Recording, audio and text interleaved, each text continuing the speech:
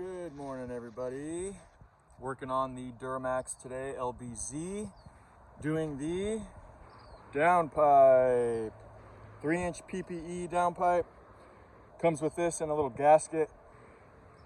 Getting the wheel off right now in order to pull the fender liner and just to have more room back there.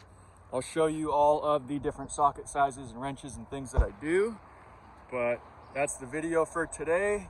This is gonna be the primary working area. All back there. Helps to have a stool or something. Let's get right into it.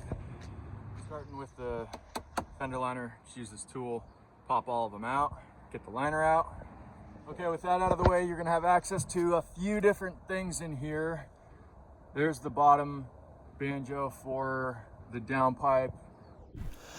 I just want to jump in here real quick. You're going to hear me say banjo bolt a lot of times in this video, and it's not a banjo bolt. It's a V-band clamp that goes around the downpipe and the turbo and the exhaust. I know what a banjo bolt is. I was just working on them all day today, and they're stuck in my head, so I apologize. I know it's going to piss a lot of you off, and it was pissing me off when I made this video, so just wanted to clarify. We're going to have to remove that guy. Looks pretty rusty.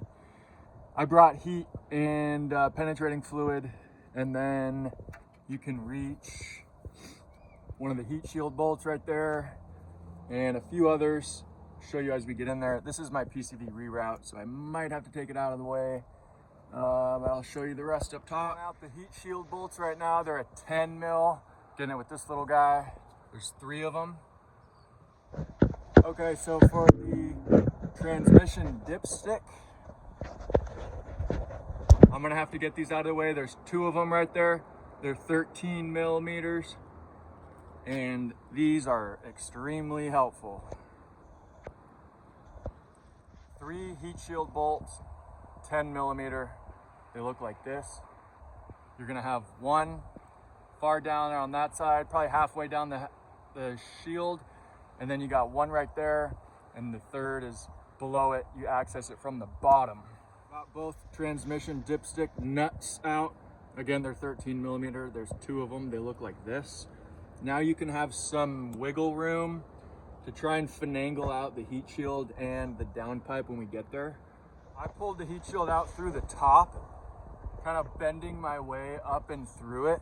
I could not see how to get it from the bottom, so I got it out the top with the turbo heat shield in there. I also don't know how to get this freaking turbo heat shield out. I'm gonna have to, because I have to get to the downpipe banjo bolt up top. This is what it looks like when it's in. So it sits like that. 2 on the right side, 1 on the left. All right, so that was a pain, but got it off, and it's this nut right here that goes along there. I pulled out the stud a little bit so you can see, but now we have the downpipe exposed, which I believe it's just held on by rust right now, to be honest, because this is the bracket. From the bottom and trying to jiggle it to break it free. But it's a bad angle down there on that banjo bolt. It's way down there to the right, and I used a deep 11 and just went, 1/16th of a turn at a time, and it eventually came out. Apologies, I forgot to take this off. It's a 15 6-point. All right, with this off, all you have to do is then just kind of wrestle her and she'll bust loose up top. And now it's a game of sliding it out, which I will spend the next 14 weeks to try to figure that out and come back here and tell you how I did it. But it's definitely coming down. There's no way it's going up. Okay, so only a couple minutes of wrestling, but it's out. So you should, or I would say recommend, to remove the trans dipstick mount.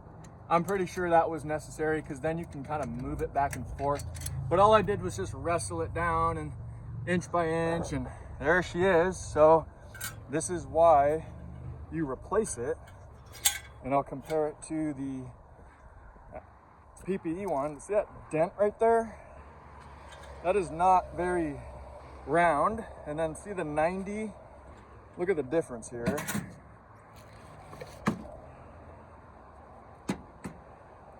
So this kind of goes at an angle, 45, makes its way down, perfectly 3-inch across all the way down.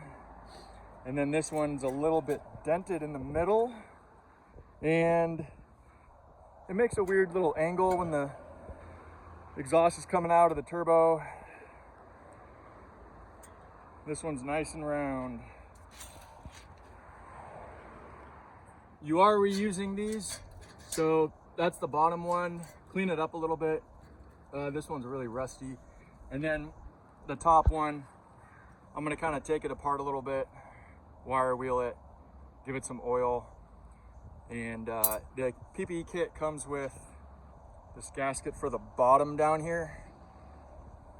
So we're gonna do the exact opposite, going back up. And I fear it being difficult with this trans dipstick in the way. I don't know how that's gonna go, but that's what we're here for. And I'll sure as heck let you know how it goes. I got the turbo heat shield out. So much more room back there. Fortunately, this is a very malleable metal, and I just bent it with pliers. Oh my God, the thing is the worst part of this entire truck. Now with that out of the way, installing is gonna be so much easier. Let's go. All right, so for putting it back up in, angle it this way to go up. Put your banjo bolt on now because you won't be able to get it later.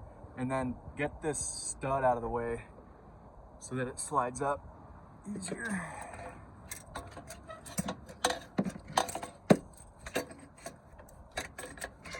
It's catching on the trans tube. There we go. All right, and then I'm gonna stick a bolt in here, slide the banjo bolt back up, and then we'll go to the top. All right, back up top. We're connected. Make sure it's in the groove. Slide it around at first. Make sure it's all perfectly tight. You know, press up on the downpipe to make sure the seam is perfect while you're tightening that nut. Don't get it too perfect and tight yet because, look at that access. Because you have to get this one on, and don't forget your little donut. Goes right in there. Gasket, whatever the hell. Tighten that down, tighten this down, and that's about it. Just take note, the lining up there took a little finagling. I had to get the jack and kind of loosen the last exhaust clamp to get this loose and make sure that these line up perfectly. See how that matches there? Before it was kind of wonky. So it was just a matter of like loosening this one, loosening the top one. I ended up tightening the top one down, keeping this loose, and then making sure this was really good. Because if the top one wasn't tight, then I'd have to be dealing with the same problem up there. And I wanted to start with what it exactly should be up there and then work my way down and make sure that this is perfect. So I'm gonna tighten up the exhaust bolts, get the transmission dipstick tube nuts back on. Again, those are just 2 studs that come out. And there's a little, I can't film it, but the dipstick tube has like a claw that goes over the studs like that. And you put the nut on one of them. So make sure those claws are over the stud. And then just gonna be buttoning up the PCV, reroute back down. And that really is about it. While I was in here, I also put some penetrating fluid on the glow plugs. I'm gonna do those tomorrow. I put it all the way back in there and on the actual nuts, let those soak overnight. And I'm gonna do the glow plugs tomorrow. Figured I'd hit them while I was in here. For those transmission mounts, the dipstick mounts, you gotta make sure it looks like this.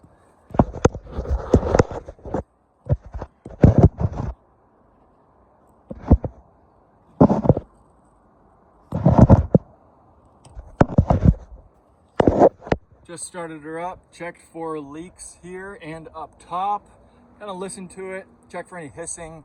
I tightened both of these down, this one and the one up top there. They got a little bit loose, I guess, after starting and running for a little bit, but she's running great.